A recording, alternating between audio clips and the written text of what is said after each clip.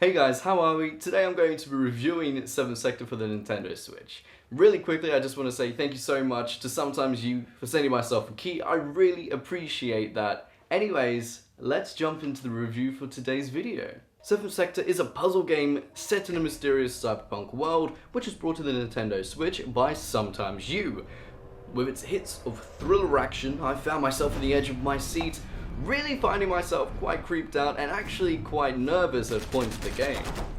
In 7th Sector, you take control of different characters, using your left stick to control movement, A to interact, Y to speed up, and D-pad as a further control within interactable objects. Now let's talk about gameplay for this. There are multiple areas of this game, each with an overly creepy dystopian vibe to it.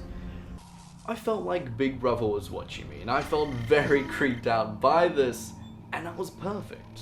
With each set of areas, it comes a character which you begin to control, from the beginning Spark, to the electronic super cute ball, and the heckin' amazing tank, and more. There are so many interactable objects within 7th Sector, which you must use or avoid to complete the many puzzles within this game. A few are even optional within the areas, like the mathematical based puzzles which are cleared for essentially achievement purposes.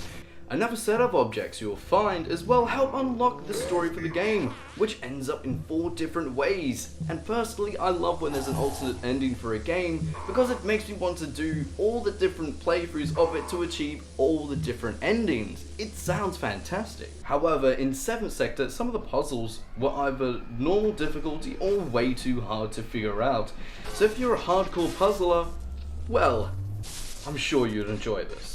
Some examples are a simple spinning dial to activate a cover to hide under as a light searches over the area, to overloading this fan perfectly to get to the next area, and it was quite hard to balance these at times. I found some of the puzzles that I was sitting on for like a good 10-20 minutes just to complete, and I'm used to puzzle games, I'm not too bad at them, and when I was just sitting there I got frustrated.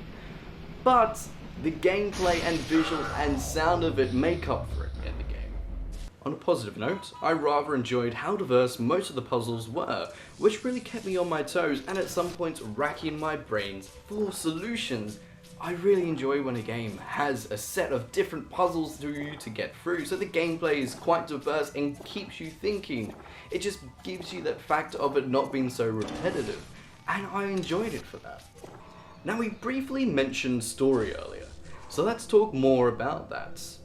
Data points can be spotted through your playthrough that when interacted with or downloaded unlocks data within your menu, which shows disturbingly creepy images like this lab scene titled Your Choice and connection ID 1401.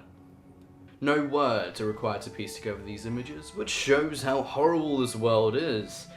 It definitely creeped me out. Especially looking at ID 1401, you're like, is that a human in there that's kind of been altered to serve some sort of government or some sort of dystopian world order? It's really creepy.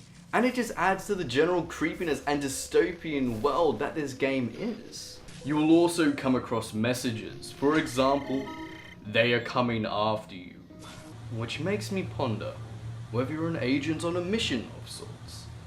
Unfortunately, however, I do not know this as I still haven't completed the game. I played this for many hours, and getting stuck at some of the puzzles, I just didn't have the time to finish this game. However, I did rather enjoy it. Let's talk about some of my favorite puzzles within the game. Now, these were when I was in a TV, trying to figure out how to get out and move on to the next section.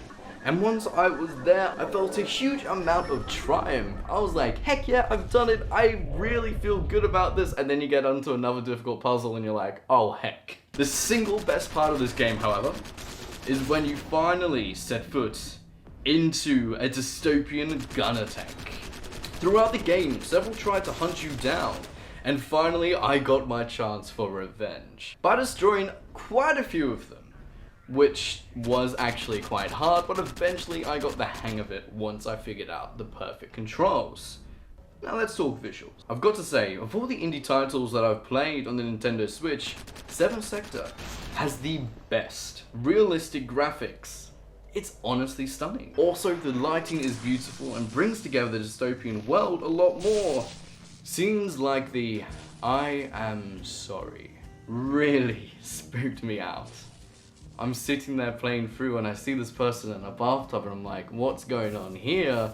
Only to realize what's actually happened. And I also loved watching the particle effects like tiny sparks on the main spark you control. Just the level of detail this game contains just led me to love it visually that much more. Let's move on to audio. With such a solid visual experience, the audio does everything in its power to deliver the package to its fullest potential. And 7th Sector does just that. The sound effects and music really does make this game so much better and envelops you into this dystopian nightmare.